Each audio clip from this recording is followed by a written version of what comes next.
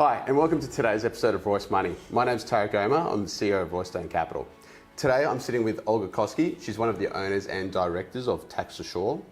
And the reason we're making this video today is specifically for business owners that may have a tax debt and may want some advice about how to manage that tax debt. Olga, thanks for your time today. Thanks for having me. I'd love to get a bit more information about Tax Assure. What does Tax Assure do and where are you placed? Yep, sure. So we're a national company all down the East Coast with 3 major offices in Melbourne, Sydney and Brisbane. I love this view, by the way. I know, I'm very excited to now be in our new office here. And we're tax debt specialists, so we just help people with tax debt. The owners, we're all lawyers, we're all commercial lawyers. We've all practiced for over 20 years each. And we've all also been business owners as well previously, as well as owning Tax Assure. So we understand the position our clients are in, we understand where they're coming from, and our main goal is to help people. We understand the stress behind tax debt, what it does to businesses, what it does to people's mental health. And a lot of people, I think, feel that they're alone. When they have tax debt, they think that they're the only people in that position.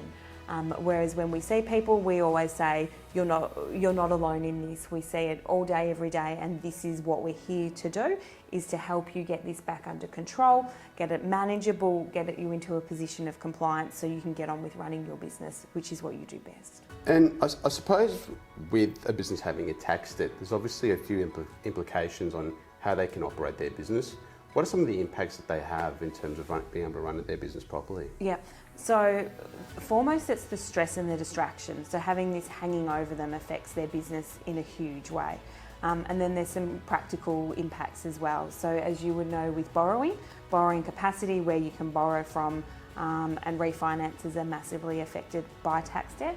And then also if it is large or it stays for too long and the ATO start enforcement action, which they're actually gearing up at the moment, and they're back in a collection phase and the collection mode, it can then affect a business in a number of different ways.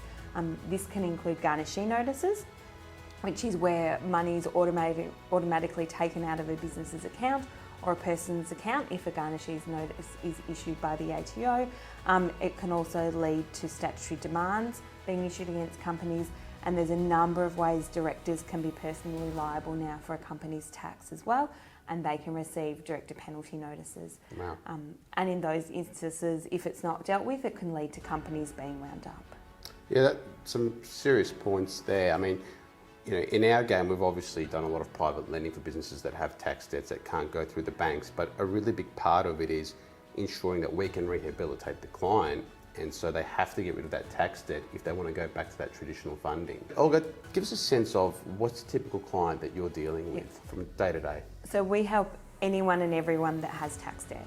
So whether it's a sole trader, whether it's a large company, if you've got tax debt, we're able to help.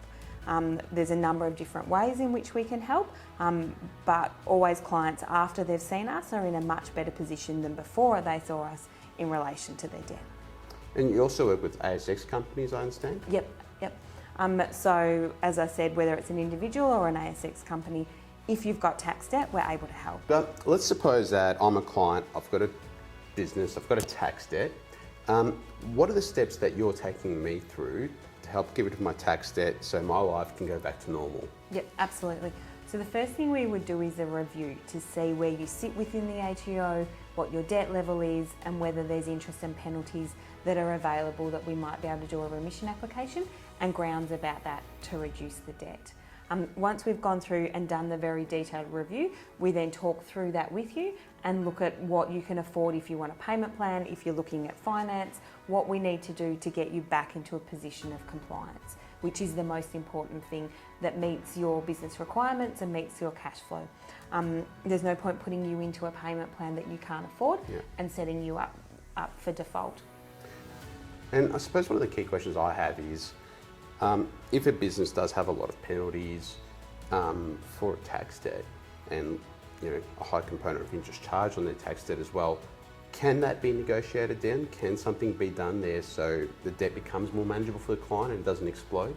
So it's not normally a normal process of negotiation. There are specific applications and specific legal requirements that the ATO require to be put in a detailed application that's then submitted to them for them to consider the request for that general interest charges and the penalties to be remitted. The questions I have, Olga, is if there's a business owner that has a tax debt but hasn't lodged it and hasn't heard from the ATO, or they have lodged it but hasn't heard from the ATO for the past 12 months, does that mean that that's gone away, or what's happening there? No, not at all. So the last 12 months or year and a half were a very different landscape to what we've ever seen before because of COVID and because of the government stimulus. But what we're seeing now is the ATO are back in the collections mode and with a huge focus on compliance and engagement. So just because they haven't come knocking over the last 12, 18 months doesn't mean they won't. And what it actually means is a bit of a black mark against your name, that once they get to your file or there are certain things that you need to do, you'll actually be in a position of what they call non-compliance because of that period of time and because nothing has been done. And that will be taken into consideration when you are looking at either entering into a payment plan or whether there is penalties and interests that have come up on your file, but it certainly won't disappear.